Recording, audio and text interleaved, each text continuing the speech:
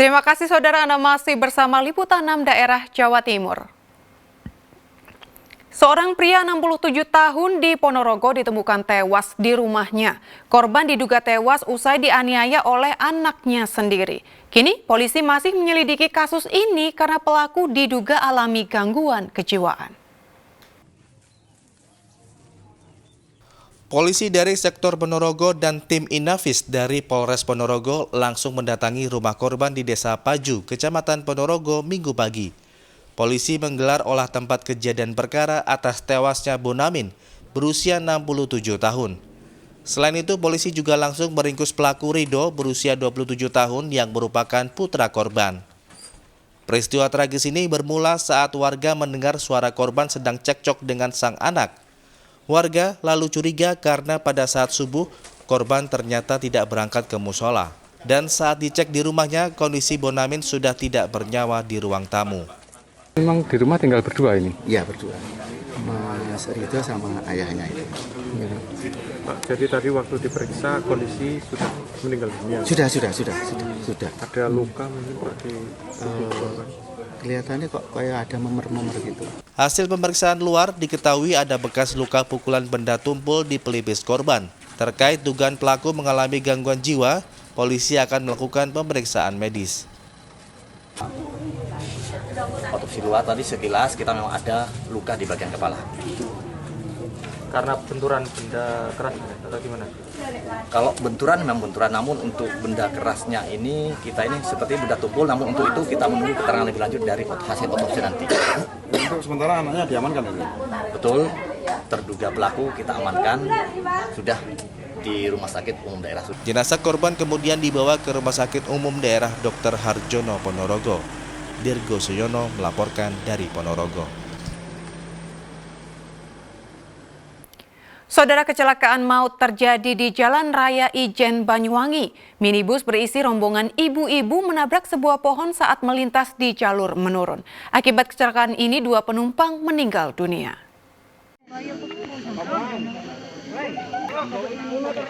Warga dan petugas kepolisian berupaya mengevakuasi salah satu korban kecelakaan maut di Jalan Raya Ijen, Kecamatan Licin, Banyuwangi.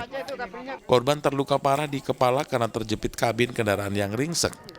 Selain itu, seorang korban lagi meninggal dunia setelah sempat dirawat di RSUD Blambangan.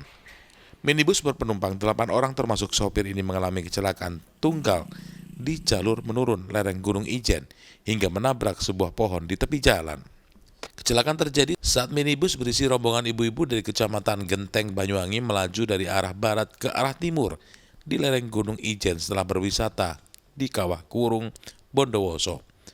Saat melintas di jalur menurun, laju kendaraan tak dapat dikendalikan, diduga karena remblong. Kendaraan akhirnya berhenti setelah menabrak sebuah pohon di tepi jalan. Rombongan berrekreasi ke Kawah Urung. Setelah itu kembali pukul 12.15 kembali dari Kawah Urung ke arah timur. Setelah di pertengahan perjalanan, tepatnya di bawah Gantasan, mobil kendaraan minibus warna biru mengalami masalah, diduga sementara remblong. Untuk jumlah penumpang 8 orang beserta sopir, sementara untuk korban 1 meninggal dunia di tempat, 1 meninggal dunia di rumah sakit. Hingga kini kasus kecelakaan maut yang menewaskan 2 perempuan ini masih ditangani tim unit Gakum Satlantas Polres Banyuwangi. Sang pengemudi yang juga wanita hanya mengalami luka ringan dan masih dimintai keterangan oleh polisi. Sementara 5 korban lain masih menjalani perawatan di rumah sakit karena luka-luka. Taufik Ferdiansah melaporkan dari Banyuwangi.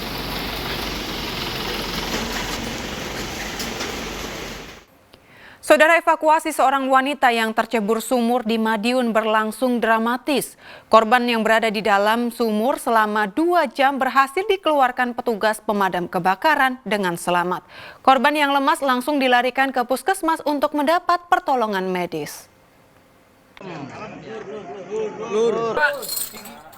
Setelah melakukan identifikasi lokasi dan sumur dinyatakan aman dari gas beracun, petugas pemadam kebakaran dari Kabupaten Madiun langsung turun ke dalam sumur. Petugas menyelamatkan Susi Puspita, 41 tahun, warga Sugiwaras, Kecamatan Saradan, menggunakan tali. Dengan hati-hati, korban ditarik ke atas menggunakan tali dari dalam sumur sedalam 12 meter dengan lebar 1 meter. 2 jam berada di dalam sumur, kondisi ibu 3 anak ini masih sadar dan berhasil dievakuasi dengan selamat. Menurut petugas pemadam kebakaran, korban terjatuh saat berusaha membenahi pompa sumur yang rusak. Naas, diduga terpeleset, korban terjatuh. Mau memperbaiki sanyo, begitu terpeleset, jatuh ke dalam sumur, kedalaman sumur adalah 12 meter. Terus untuk kesulitannya sendiri gimana Pak, untuk proses evakuasi Pak? Kesulitan kami keterbatasan alat untuk evakuasi, kita seadanya. Kesulitannya di dalam sumur itu ada beberapa tangga besi, jadi kita sulit untuk mengevakuasi. Alhamdulillah korban bisa kita selamatkan. Dan korban sendiri selamat, tidak ada cedera apapun. Setelah berhasil diangkat, korban dilarikan ke puskesmas terdekat guna mendapatkan perawatan intensif. Dirgos Yono melaporkan dari Madiun. Saudara, seorang pria di Ponorogo nekat menghancurkan rumah yang dia bangun dari hasil jerih payahnya bekerja. Diduga sang pria kecewa sebab ia diceraikan istrinya lalu menikah lagi saat dirinya bekerja di Malaysia selama 6 tahun. Rumah yang dihancurkan ini milik Sabar, 45 tahun, yang selama ini ditempati mantan istrinya Sumarmi, 40 tahun. Warga desa Bausan Lor, Kecamatan Ngerayun, Kabupaten Ponorogo. Rumah dirobohkan menggunakan alat berat Selasa 26 November 2024 lalu. Tidak ada satupun warga maupun kerabat Sumarmi yang berani melarang ketika Sabar, 45 tahun, mantan suami Sumarmi, mendatangkan alat berat meratakan rumah itu. Tidak ada kerabat maupun warga yang mengetahui pasti penyebab perusakan rumah itu. Namun kuat dugaan Sabar kecewa saat pulang dari Malaysia mengetahui mantan istrinya menikah lagi dengan tetangganya. Peristiwa terjadi mendadak dan tanpa pemberitahuan sebelumnya kepada penghuni rumah. Akibatnya Sumarmi hanya sempat menyelamatkan beberapa barang seperti kursi dan meja. Sementara barang elektronik seperti televisi dan dipan hancur bersama rumahnya. Kemudian dari Pak Sabar itu suaminya Pak Marmi, mantan suaminya. Kalau permasalahannya tahu nggak Pak? Saya tidak tahu, sama ya. sekali tidak tahu itu. Sebagai itu tetangga pun kalau masalah itu saya tidak tahu. Kepala Desa Bausan Lor mengungkapkan bahwa Sabar pernah ke balai desa untuk menyatakan niatnya merobohkan rumah. Meski pihak desa mencoba mediasi, namun Sabar tetap bersikukuh dan nekat merobohkan rumah karena tidak terima diceraikan Sumarmi. Nah, setelah kita arahkan bersama-sama, karena Sabar itu punya anak, itu saya arahkan jangan dibongkar, kita negosiasi, barangkali mungkin jadi ganti rugi atau bagaimana gitu. Namun dia tetap tidak mau. Nah, akhirnya sampai situ itulah. Jadi kita selanjutnya tidak tahu. Selang 2 jam sudah ada berita, sudah rata dengan tanah. Cuma itu saja tahu saya. Jadi yang sebenarnya kronologinya itu. Jadi nanti saya takut kok tidak tahu, itu kan dia lucu juga. Tapi kronologinya memang ya semacam itu. Saat ini keberadaan Sabar belum diketahui karena ia langsung pergi meninggalkan lokasi. Dirgos Yono melaporkan dari Ponorogo. Saudara, apes menimpa pencuri mobil pikap di Sidoarjo. Alih-alih menikmati hasil curian, mobil yang dicuri justru terbalik usai menabrak median Jalan Raya Porong. 2 pelaku yang membawa celurit berhasil kabur sehingga lolos dari amuk warga. Mobil pick-up milik Hafid, warga desa Kalitengah, Kecamatan Tanggulangen, Kabupaten Sidoarjo terbalik dan terguling usai menabrak median Jalan Raya Porong. Mobil ini sebelumnya dibawa kabur 2 pencuri mobil. Pencurian ini diketahui pemilik mobil saat mendengar kendaraan yang biasanya digunakan mengangkut telur itu, mesinnya menyala dan dibawa kabur pencuri. Pemilik dan mengejar mobil hingga ke jalan raya. Diduga karena panik, pengemudi mobil sehingga kehilangan kendali. Pick-up menabrak median jalan.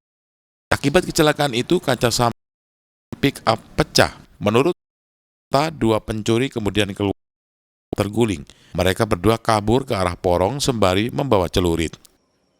Saya cuma dengar, saya habis tidur, dengeran teriak-teriak. Saya kira orang belajar. Kok malam, siapa yang belajar? Nggak tahunya mobil pick-up itu larinya itu ke pos ke arah ke barat. Langsung bobet itu. Kenceng ya itu Pak ya? Kenceng. Terus yang punya itu Hafid, suaranya Hafid yang baru bilang maling gitu. Saat ini polisi masih menyelidiki peristiwa ini dan telah meminta keterangan korban dan beberapa saksi. Zainul Fajar melaporkan dari Sidoarjo. Saudara, Yayasan Pundi Amal Peduli Kasih SCTV Indosiar menggelar operasi katarak gratis di Rumah Sakit Umum Muhammadiyah Bandung, Tulungagung. Operasi katarak gratis ini disambut antusias pasien dari keluarga kurang mampu yang berharap bisa melihat dengan normal.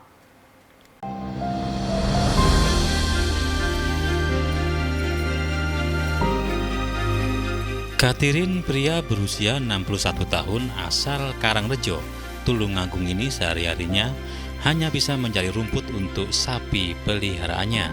Sebelumnya ia bekerja sebagai buruh tani dengan penghasilan Rp80.000 per hari. Pekerjaan buruh tani terhenti sejak 7 bulan lalu karena penyakit katarak yang mengganggu penglihatannya. Pandangannya pun semakin lama semakin kabur. Rasa bahagia dan harapan untuk sembuh menjadi semangat Katirin saat dirinya didaftarkan peserta operasi katarak gratis Yayasan Pundi Amal Peduli Kasih SCTV Indosiar, bekerjasama dengan Perdami Jawa Timur, Pemkab Tulungagung dan Rumah Sakit Umum Muhammadiyah Bandung, Tulungagung.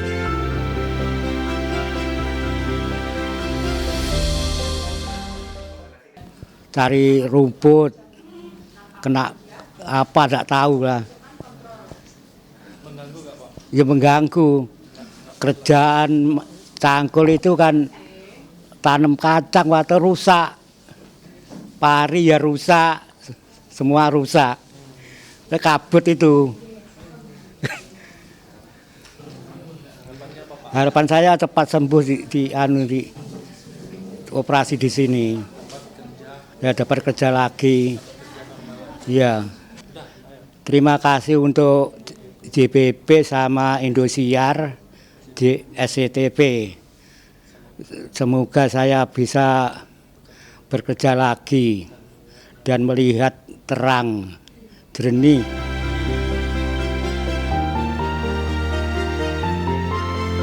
Operasi katarak gratis diikuti 36 pasien katarak dari seluruh kecamatan di Tulungagung.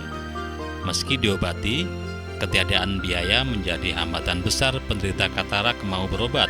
Data Dinas Kesehatan Tulungagung tahun 2023, pasien katarak mencapai 1.314 penderita. Program operasi katarak gratis ini diharapkan bisa membantu masyarakat yang membutuhkan, serta untuk meningkatkan kualitas hidup tetap produktif. Dan Usuh Kendro melaporkan dari Tulungagung.